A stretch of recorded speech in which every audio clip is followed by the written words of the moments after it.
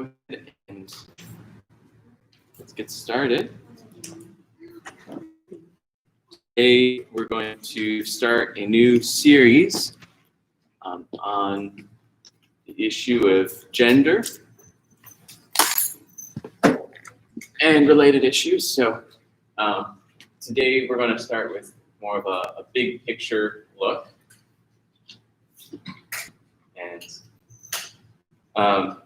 so if today feels like it's a little big picture, that's because it's meant to be. Kind of introduce us to the topic starting in Genesis 1. So if there are any questions that you have as we go along, feel free to bring those up if you want me to clarify anything as we go along. We're going to start with Genesis 1. So you can turn with me there if you have your Bibles. Genesis chapter 1.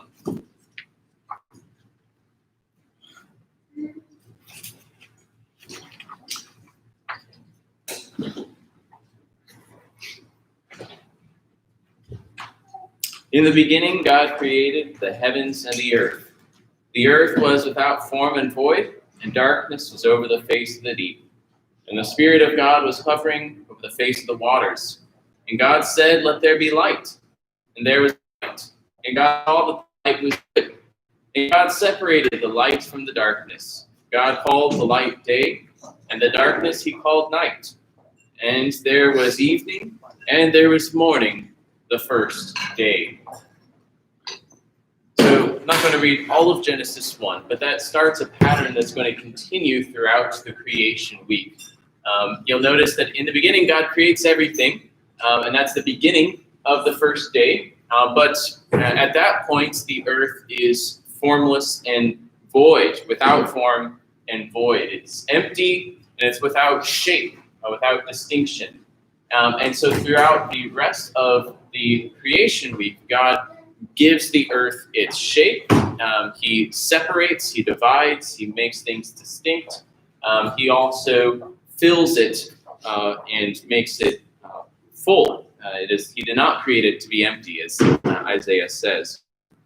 And so he separates light from darkness, and he names each one of them. He separates waters from waters. He separates land from water. He fills the land with vegetation.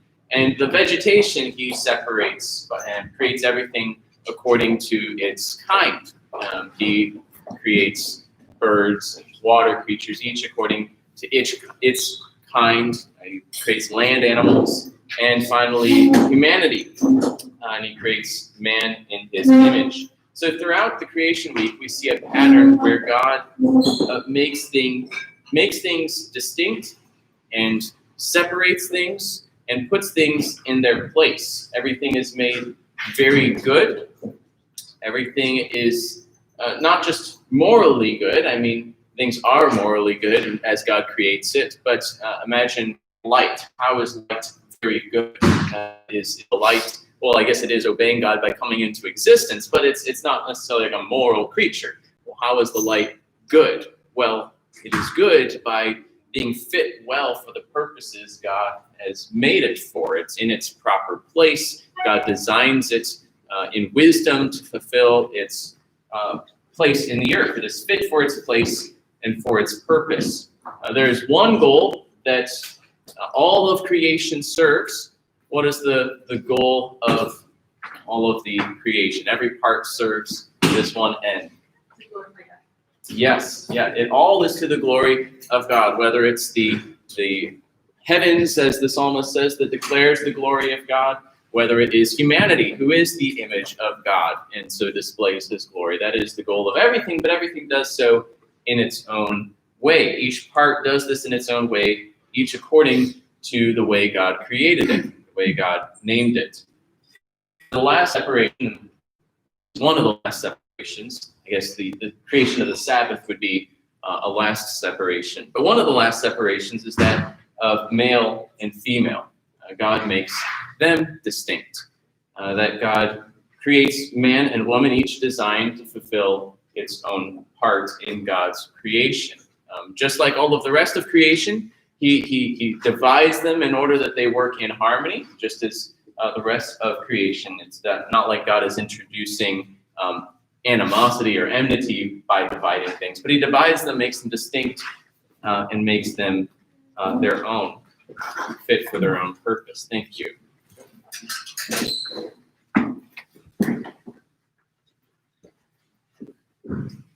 So God makes man and woman so that they might fulfill their own part, well designed for that purpose, and that they might correspond and unite under fruitfulness and dominion. So this form that God gives the earth is called the creation order. That's what we call it. It is an orderly creation. It is a system. It is a harmony.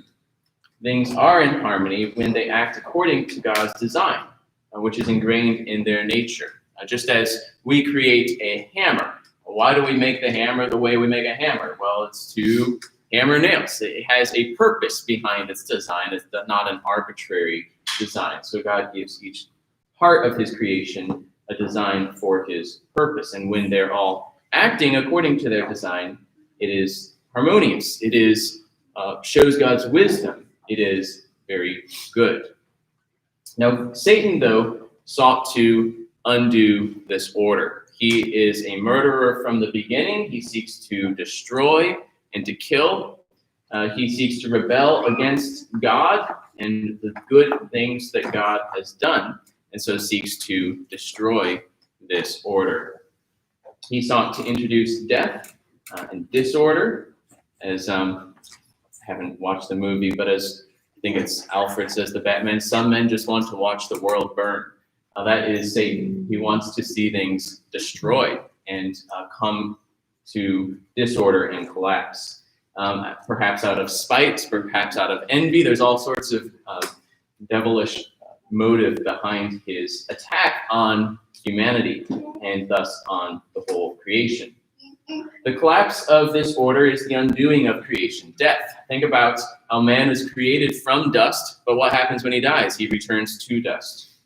This is a curse upon us when we rebel against God and die morally. Think of how the flood is essentially an undoing of creation. Everything gets destroyed because the waters, they come back together, and the waters and the lands, they come back together. All those distinctions that God made in his creation collapse, and that is death. Death to that old order which needed to die, but death which comes because of sin, and death which Satan seeks as the one who is a murderer from the beginning. Now, not only Satan does this, but those who follow in the way of Satan, Satan's seed, Satan's offspring. Not that Satan created them, but that they follow in the way of Satan, that they have aligned themselves with Satan, as Eve did when she took the forbidden fruit. So paganism has traditionally sought to get rid of some of these distinctions. Paganism has traditionally exalted androgyny, the confusion of genders, the confusion of men and women. Paganism is committed to what Peter Jones has called oneism. Anyone know what that refers to, oneism? So it's the idea that basically everything is basically one kind of thing. He would contrast it with twoism, Christianity, which sees that there's two things fundamentally. There's a creator and there is his creation. And if you don't have that distinction, you don't have someone who's outside of creation who can make distinctions within creation. So if everything's ultimately one kind of thing, you don't really have that ability to make hard and fast distinctions within it. Paganism has often upheld gender distinctions for practical reasons. If you study tribes around the world, and you'll find that often pre-industrial society has sharper gender distinctions on a practical level than we might today, because we're richer and more well off, and we can afford to mess things up a little more than in the past. So paganism often upheld gender distinctions for practical reasons, but in its ritual, in its spirituality, in its religion, and among the rich, and among the rulers, it is often sought to transgress those distinctions. And you find that in the accounts of emperors, especially, who wanted to be, as it were, all-sufficient, to embody everything, and so would practice perverse sexual practices cross-dress and all sorts of things because they sought to be as God and to have all of that in themselves. Rashuni talks about that in his book, The One and the Many. But there's a kind of return to fundamental unity, a kind of union with the divine, a denial of the creator and creature distinction, which takes place. So it's not like gender confusion is a new thing that we have in our day-to-day. It's been something that has been emphasized by pagan religions for a long time.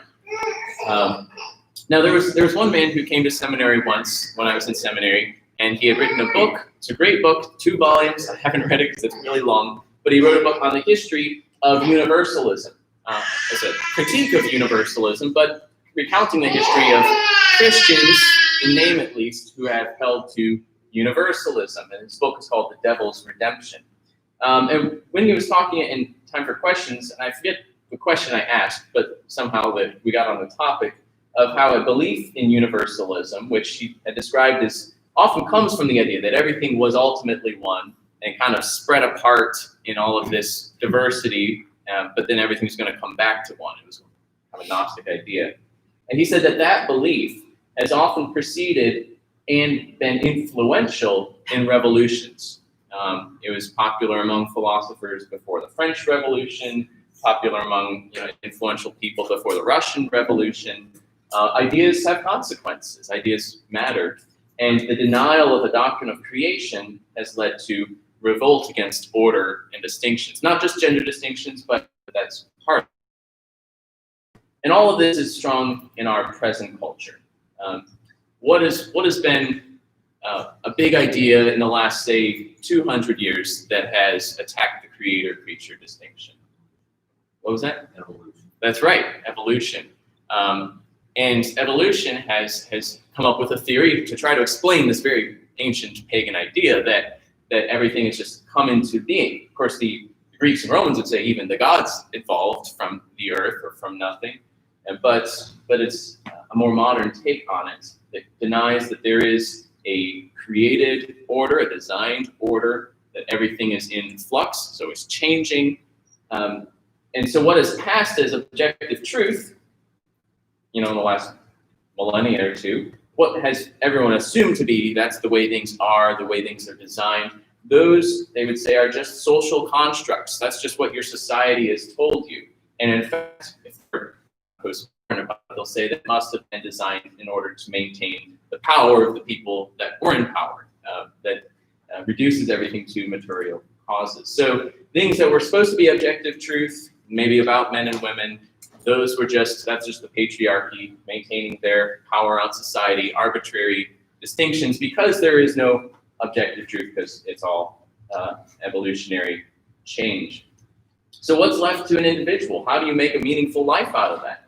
Well, those who would hold to that idea are left with individual choice, to be true to oneself.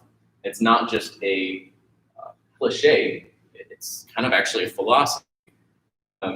All you're left with is your own choice and your integrity to your own choice in a sea of evolutionary flux and change. So in this way of thinking, what you're left is to define yourself and to make yourself, to not be subject to such impositions of powerful people. You need to break free from that and do your own thing. Tradition, the created order, authority, whether it's divine or human, all of these are seen as baseless impositions of power and actually dehumanizing assaults on the freedom of the individual. This lends itself to the condition today, whereas in the past, people might have rejected Christianity because it's not true, and is what they would say. They would say, oh, it's not true, be criticism and things of that sort. Now, on top of that, today, people reject Christianity because they would see it as immoral. That you're really imposing something which is wrong. You're imposing something on the autonomy of the individual to define himself, to be free and authentic. And in this revolt against the system and for radical independence, the area of sexuality has been a major front, a major weapon that has been used to define oneself, to reject the old order. So in this revolt against the created order, one line of attack has been on sexual restraints. So, the Christian ethic of that sex is for marriage. And that has been one front of battle. But another one has been on masculinity and femininity as prescribed identities that you don't get to choose, that are just given to you. That has been something that has been attacked, and that's kind of been the focus of the series that we're starting today. The debate has been, does the individual have the right to choose and create his own gender? Are there only two to choose from? That's even further part of the debate. Or are we responsible to embrace the gender we have been given? Is it something prescribed to us and we ought to live up to? Is it a design purposefully given to us to live according to? Or is it something that we create from scratch, each individual? Otherwise, you're just living according to a social construct imposed upon you to uphold someone's power in society. So on this issue, God obviously takes a clear position in His Word. But before I go any further, any questions or clarifications at this point, or further observations?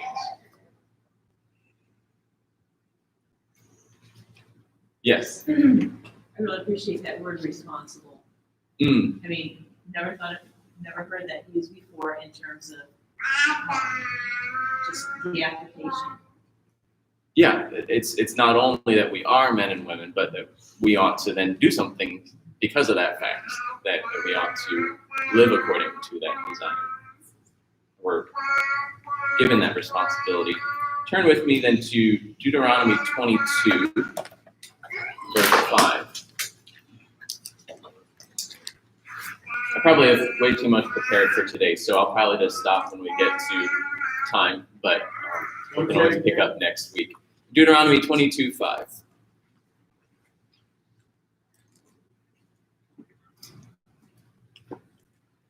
Now, this is part of the case law of the Old Testament, where taking the principles that you might see in the Ten Commandments, applying it to particular cases, and you're supposed to be wise about it and draw principles and see the principles that these cases illustrate. So it might seem like an odd or incidental law here, but it is expressing a very important principle, especially in this issue. So not only, looked at Genesis, while we were still there, I should have read Genesis 1:27. God created man in His own image. In the image of God, He created him, male and female, He created them. So that's a key part of how God made us. Well, let's see what we ought to do about it. Deuteronomy 22:5 says, "A woman shall not wear a man's garment, nor shall a woman put on a woman's cloak. For whoever does these things is an abomination to the Lord your God." Now, maybe before I comment on it, why do you think that is important, and what does that mean for this issue? Think about the implications of this case law. What does it say about how we get our gender identity, for example? Do we choose it or not? Well, I'd say there's a couple of thoughts here.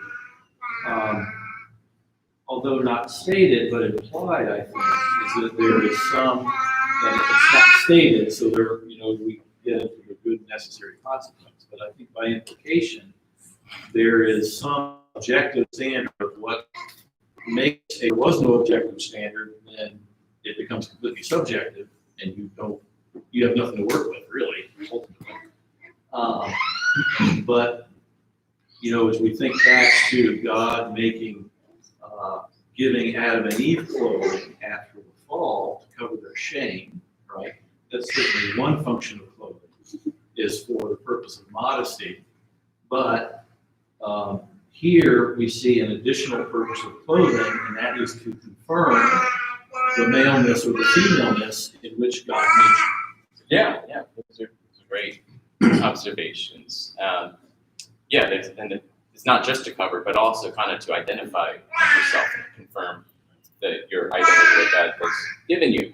Yeah, I think there's a number of implications of this, and we'll get to, hopefully if we have time, what makes clothing male or female.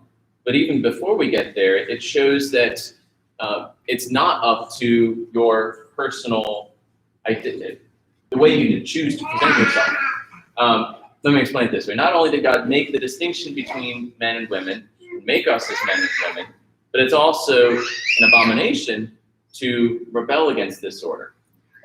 This verse would not make sense if your identity as a man and woman depended on your personal choice. For a man to put on a woman's cloak is to identify as a woman, and that's forbidden. It doesn't make him a woman. It's wrong because it doesn't. It is forbidden because what results is not a woman, but a man presenting himself as a woman when a man wears a woman's clothes. So gender is determined not by personal choice, how you choose to identify yourself or present yourself. It's prior to that. He's defined as a man before he decides what to wear, how to present himself, how to identify himself. So notice both a fact of God made you. You are a man or a woman, and what that means is somewhat fixed, that God has a design behind that, regardless of how you choose to present yourself. And there's a duty to embrace that identity and to live it out, to live according with that design and to identify yourself that way. Someone who is male by birth also has a duty to act like a man. Yes. This isn't disagreeing with you, but I'm just emphasizing doctrine is God's choice. It's not our choice, it's God's choice. God's choice who we are. Right. And what's wrong with the behavior that's being forbidden in Deuteronomy is when you choose to make a different choice than what God has made. Yeah, so we still have a choice, but it's not one that creates our identity. It's to agree with the identity God has given us. And if I could, it's not my intent to disagree with you.